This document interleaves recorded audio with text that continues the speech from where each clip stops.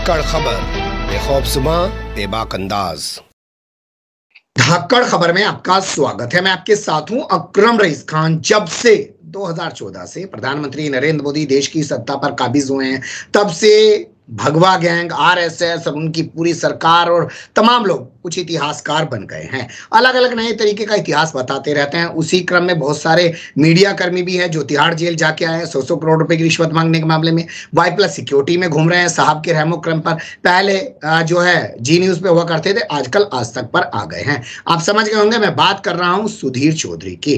कल 15 अगस्त के दिन उन्होंने अपने ब्लैक एंड व्हाइट शो में एक बड़ा दिव्य ज्ञान दिया है इतिहास को लेकर। उन्होंने कहा, अरे जो ये लोग कहते हैं कांग्रेस के या कुछ इतिहासकार कि भैया नेहरू ने, गांधी ने, मौलाना आजाद ने, अंबेडकर ने जो भारत छोड़ो आंदोलन चलाया था, वो फजूल की बात है, क्योंकि अंग्रेजों को तो भारत से जाना ही था। अंग्रेज उससे पहले या उसके आसपास 10-15 देशों को ऐसे ही आजाद कर चुके थे, क्योंकि अंग्रेज कमजोर हो गए थे दूसरे विश्व युद्ध के बाद।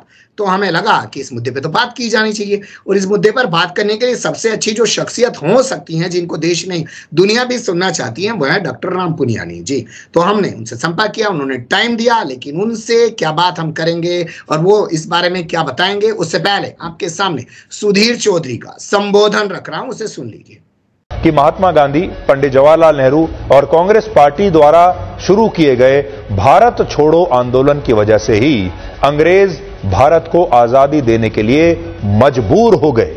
लेकिन क्या आप जानते हैं कि वर्ष 1942 में जब दूसरा विश्व युद्ध निर्णायक मोड़ पर था और इस युद्ध ने ब्रिटेन को आर्थिक रूप से बर्बाद कर दिया था, तो ब्रिटेन ने इस दौरान भारत ही नहीं बल्कि दुनिया के 13 और देशों को भी आजादी दी थी। और इनमें कई देश ऐसे थे जहां आजादी को लेकर कोई बहुत बड़ा संघर्ष तक नहीं हुआ था। ये वो देश थे जहां ना तो भारत छोड़ो आंदोलन हुआ, ना वहां पर महात्मा गांधी थे, ना ही वहां पर अहिंसा को लेकर कोई बहुत बड़ा आंदोलन चल रहा था। फिर भी अंग्रेजों ने उन्हें आजाद कर दिया। सुन लिया आपने सुधीर चौधरी को। नए नए इतिहास गढ़े जा रहे हैं। अब भैया अंग्रेज तो वैसे ही भाग रहे थे, तो क्यों भारत जोड़ो एक सेकेंड। सुन लिया आपने सुधीर चौधरी को। तो नए नए इतिहास गढ़े जा रहे हैं, बताए जा रहे हैं कि अंग्रेजों भारत छोड़ो आंदोलन जो है वो फजूल की बात है। तो सर से ही बात करते हैं। बहुत शुक्रिया सर वक्त देने के लिए। बहुत धन्यवाद। आजकल वैसे देश में आप देख ही रहे होंगे कि 2014 के बाद से हर कोई इतिहासकार पैदा हो गया है, या तो दिव्य भव्य ज्ञान दे रहा है या इतिहास के नए नए जो है पन्ने उखेड़ रहा है, और ये साबित करने की कोशिश कर रहा है कि इतिहास पूरा का पूरा गलत लिखा गया और जो हम बता रहे हैं वो सही इतिहास है। अकरम भाई, आपको एक बताना चाहता हूं कि जब भी कोई नए प्रकार का राष्ट्रवाद आता है, खास तौर से संकीर्ण राष्ट्रवाद आता है, वो अपनी वैधता, लेजिटिमेसी के लिए एक इतिहास को गढ़ता है जिसका सच्चाई से कोई लेना देना नहीं होता। और आप जो अभी जिन पत्रकार महोदय की बात कर रहे हैं, उनका जो प्रस्तुतिकरण है मेरे ख्याल से 1 से लेकर 10 तक पूरा पूरा गलत है। मैं अगर आप कहें तो मैं 1942 की थोड़ी पृष्ठभूमि दे दूं और के आंदोलन में 1942 के आंदोलन की जगह बता दूं, और इस आंदोलन के कारण अंग्रेज सत्ता कितनी हिल गई ये भी बता दूं। जी, आप बताना शुरू कर दीजिए, लेकिन उससे पहले मुझे बताइए जो उन्होंने मुद्दा बनाया कि अंग्रेज तो पूरी दुनिया में कमजोर हो गए थे दूसरे विश्व युद्ध के बाद, वो तो भाग नहीं थे।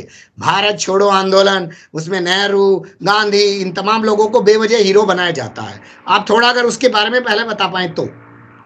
देखिए, उसमें पहले ये बताता हूँ कि एक्चुअली दुनिया भर में साम्राज्यवाद, उपनिवेशवाद के खिलाफ आंदोलन की जो लीडरशिप थी, वो भी भारत ने रास्ता दिखाया। इस बात को ख्याल रखना चाहिए जी। और जो देश भी आजाद हुए, उन्होंने भारत के आंदोलन से प्रेरणा ली, और भारत के आंदोलन से प्रेरणा लेकर उनके बाद ही उन देशों की कई देशों की आजादी हुई। तो ये कहना गलत है कि वैसे ही अंग्रेज सब जगह से अपना बोरिया बिस्तरा हटाने वाले थे और वो इसीलिए चले गए। वास्तव में अंग्रेज सत्ता में जो कमजोरी आई उसके 2 कारण थे। एक तो द्वितीय महायुद्ध के कारण जो दुनिया के समीकरण बदले वो, और उससे ज्यादा महत्वपूर्ण था भारत में 1942 का जो फिट इंडिया भारत छोड़ो आंदोलन था, वो इतना मजबूत था कि इसने ब्रिटिश सरकार की जड़ों को हिला दिया। और उस पर मैं बताऊंगा कि ये वास्तव में सबसे महत्वपूर्ण कारण था जिसके कारण से अंग्रेज यहाँ से बोरिया बिस्तरा बांध के ले गए। जी, ठीक है, अब यहीं पर सवाल कर लेते हैं। तो क्या भारत छोड़ो जो आंदोलन है उसको आंदोलन माना जाए, या सुधीर चौधरी के मुताबिक इतिहास को याद कर लिया जाए, भैया ये तो भाग नहीं थे, वो भाग गए और भागने के बाद वो कहते हैं ना सांप चला गया और कुछ लोग डंडा बजा रहे हैं। देखिए, अगर भारत के आज़ादी के आंदोलन को देखना हो तो सबसे पहला तो सबसे मुख्य आंदोलन था 1920 का असहकार आंदोलन, नॉन कोऑपरेशन मूवमेंट। फिर 1930 का सिविल डिसोबीडियंस मूवमेंट, उसी के साथ साथ साल्ट सत्याग्रह। ये दोनों आंदोलनों ने भारत के लोगों को जोड़ने की प्रक्रिया में महत्वपूर्ण भाग किया। अब जब द्वितीय महायुद्ध शुरू हुआ तो कांग्रेस ने अंग्रेज सरकार ने भारत को अपनी तरफ से शामिल कर लिया, और कांग्रेस पार्टी ने, पूरे देश के लोगों ने कहा कि आपने तो हमसे पूछा ही नहीं है हमको इस युद्ध में शामिल होना है कि नहीं। तो कांग्रेस ने रेजोल्यूशन पास किया कि अगर आप हमको पूर्ण आज़ादी देते हैं तो ही इस महायुद्ध में हम आपका साथ देंगे, और अंग्रेजों ने इससे मना कर दिया। तो 8 अगस्त 1942 को बंबई में ग्वालियर टैंक, जिसको अभी अगस्त क्रांति मैदान कहा जाता है, वह कांग्रेस की कार्यकारिणी की मीटिंग हुई और उसमें प्रस्ताव रखा गया कि अंग्रेजों को भारत से भगाने के लिए पूरा आंदोलन करना पड़ेगा। और यहाँ 2 शब्दों में आपको याद दिलाना चाहता हूँ। जो प्रस्ताव था वो यही था कि हम अंग्रेजों की गुलामी से पूरी तौर से मुक्ति चाहते हैं, नंबर 1। इसमें 2 स्लोगन सामने आए। महात्मा गांधी ने कहा, हम आज़ादी के लिए पूरा करें या मरने के लिए तैयार रहें। इसी से वो नारा आया, करो या मरो। करो या मरो क्या? आज़ादी के लिए पूरी कोशिश करो, और इसके लिए अगर हमको जान भी देना तो मरने के लिए तैयार रहो। और इसका जो नारा दिया, फिट इंडिया मूवमेंट, वो दिया था यूसुफ मेहर अली ने। जी, भारत छोड़ो ये नारा यूसुफ मेहर अली का था, और उसमें कांग्रेस के अध्यक्ष थे मौलाना अबुल कलाम आजाद। और ये जब रेजोल्यूशन पास हुआ कांग्रेस में, तो उस समय राजेंद्र प्रसाद और गोविंद वल्लभ पंत, नेहरू, पटेल, ये सब बड़े बड़े नेता उसमें शामिल थे। और इन लोगों ने से ये प्रस्ताव पास किया, उसी रात को इन सब नेताओं को गिरफ्तार कर लिया गया। और ये इनको गिरफ्तार कर लिया गया, पूरे देश में खलबली मच गई। पर हुआ क्या कि गांधी के नेतृत्व में सेकंड रैंक ऑफ लीडरशिप, दूसरे ऐसे बहुत सारे कार्यकर्ता तैयार हो गए थे जो नेतृत्व को हाथ में लेने के लिए तैयार थे। उसमें एक नाम बहुत महत्वपूर्ण आता है, वो है अरुणा आसफ अली। और अरुणा आसफ अली, इसके सिवा बहुत सारे ऐसे नेता सामने उभरे जिन्होंने अंडरग्राउंड रहकर छुप कर इस आंदोलन को प्रेरणा दी। अब इस आंदोलन में हुआ क्या? इस आंदोलन में उन्होंने तिरंगे झंडे के साथ यात्रा निकाली। इस आंदोलन में लोगों ने अंग्रेजों के ऑफिसेस पे अटैक किया, अंग्रेजों का जो जंगल कानून था वो तोड़ा, अंग्रेजों से पूरी तौर से नॉन कोऑपरेशन की उन्होंने बात रखी। और इस आंदोलन की महत्वता मैं आपको बताना चाहूंगा। 3 चीजें याद रखें। इसमें करीब 1 लाख लोगों को गिरफ्तार किया गया, करीब 1000 लोगों की जान गई, 4000 लोग बहुत खराब तरीके से जख्मी हुए। अंग्रेज के करीब 800 अंग्रेज ऑफिसर इसमें मारे गए। और ये इतना बड़ा इसका प्रभाव हुआ महीनों तक कि ब्रिटिश वाइसरॉय लिनलिथगो, जो उस समय यहाँ के वाइसरॉय थे, उन्होंने कहा 1857 के बाद ये सबसे महत्वपूर्ण बड़ा उठाव है जो अंग्रेजी को हिला रहा है। और उस समय ब्रिटेन में रिपोर्ट किया कि अब भारत पर राज्य करना असंभव है। तो अब ये जो इन पत्रकार का नाम ले रहे हैं, उनको क्या इतिहास का क्या नहीं पता, पर जो भी इस बात को हैं, उस समय अंग्रेजों की जेलें भारतीय लोगों से भर गई थी। और इस जेल एक अध्ययन सुना था जेएनयू के एक प्रोफेसर साहब का, उनके नेतृत्व में एक अध्ययन चल रहा था कि जेलों में जो लोग गए उनका प्रतिशत भारत धर्म के लोगों के प्रतिशत से मिलता जुलता है। ये देखिए भारत का। तो ये मेरे ख्याल से अगर वास्तव में इसका मूल्यांकन किया जाए तो दुनिया भर में जितने भी जन आंदोलन हुए हैं उनमें सबसे महत्वपूर्ण, सबसे गहरा असर रखने वाला, सबसे प्रभावी और ब्रिटिश सत्ता को हिलाने वाला, यहाँ तक कि इसके प्रभाव था कि एक तरफ चाइना, एक तरफ अमेरिका, उन्होंने अंग्रेज सरकार को सलाह दी कि आप ये क्या कर रहे हो, भारत में इतना कत्लेआम क्यों हो रहा है, इतना उठाव क्यों हो रहा है? आप भारत को आजादी दे दो। अमेरिका के प्रेसिडेंट तक ने इस बात को कहा कि आप भारत को आजादी दे दीजिए। अब इससे भी कोई नहीं होता तो क्या किया जा सकता है? क्योंकि उन्होंने पहले बना लिया है कि गांधी को महत्व देना, नेहरू को महत्व नहीं देना, आजादी के आंदोलन को महत्व देना। और वो क्यों, उसका भी कारण बता दूं, क्योंकि इनके विचारधारा के पूर्वजों ने आजादी के आंदोलन में किसी प्रकार का कोई योगदान नहीं दिया है।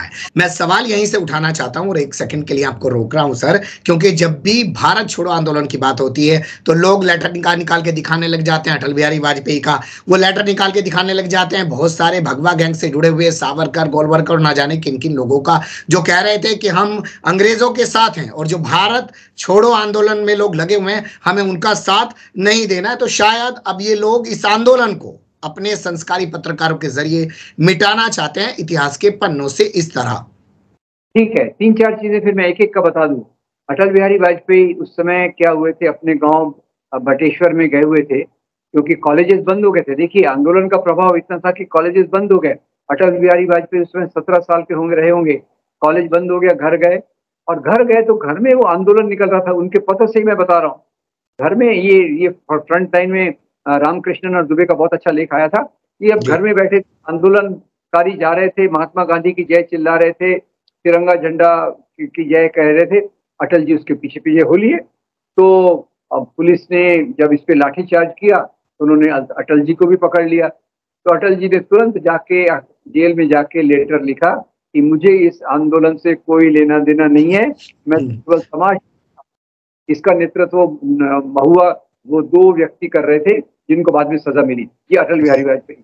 अब श्यामा प्रसाद मुखर्जी जो भारतीय जनसंघ के संस्थापक भी थे, पहले हिंदू महासभा में, उस समय वो वेस्ट बंगाल नहीं था उस समय, बंगाल की मिट्टी में मुस्लिम लीग के साथ थे। देखिए, चोर चोर मौसेरे भाई, मुस्लिम लीग से दूर रही, हिंदू महासभा भी आंदोलन से दूर रही।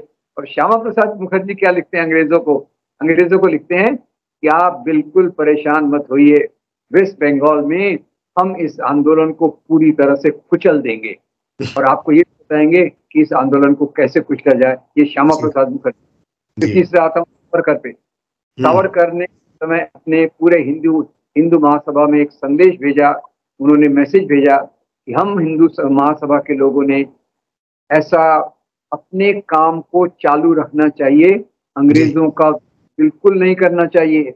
और अंत में गोलवलकर जो उस समय आरएसएस के सरद संघ चालक थे, उन्होंने अपनी शाखा को निर्देश दिया कि हमें अपनी जो शाखाएं हैं वो चलने देना चाहिए और ऐसा कोई भी काम नहीं करना चाहिए जिससे अंग्रेजों को तकलीफ हो। तो ये पृष्ठभूमि में जब इसका उनमें कोई योगदान नहीं था, उसके विरोध में खड़े थे, अंग्रेजों के साथ में खड़े थे, अंग्रेजों की चापलूसी कर रहे थे, अंग्रेजों को बोल रहे थे आंदोलन को कैसे दबाया जाए, ये तो उस आंदोलन की बदनामी करेंगे। और आप जिन नाम कर रहे हैं वो उसी विचारधारा के हैं, वो तो फिर बात को कर रहे हैं। जी, बहुत शुक्रिया सर, आपने बहुत कम शब्दों में बहुत सारी चीजें ये भी बताई कि भैया कौन कौन आंदोलन के साथ खड़ा हुआ था, कौन खिलाफ खड़ा हुआ था, और जो खिलाफ खड़े हुए थे वो आज लोग उस आंदोलन को क्यों मिटाने पर तुले हुए हैं, या उस आंदोलन को लेकर जो नया नया एजेंडा प्रोपेगेंडा है वो क्यों लॉन्च कर रहे हैं, और उस आंदोलन के दौरान हुआ क्या था, कितने भारतीयों की शहादत हुई थी, कितने घायल हुए, कितने जेल में गए, और भारत के आजादी के आंदोलन से कितने सारे देशों ने सबक लेते हुए अपने यहाँ अंग्रेजों के खिलाफ पूरा एक आंदोलन चलाया था, जो 1857 के बाद सबसे बड़ा आजादी का आंदोलन कहलाया गया है, इतिहास के पन्नों में दर्ज है। लेकिन क्या कर सकते हैं, संस्कारी तो संस्कारी हैं, वो नया नया संस्कार दिखाते रहते हैं। हम भी कोशिश करते रहते हैं कि कुछ तो बेनकाब कर डालें। बहुत शुक्रिया, आप वक्त देते हैं, फिर से एक बार धन्यवाद आपका।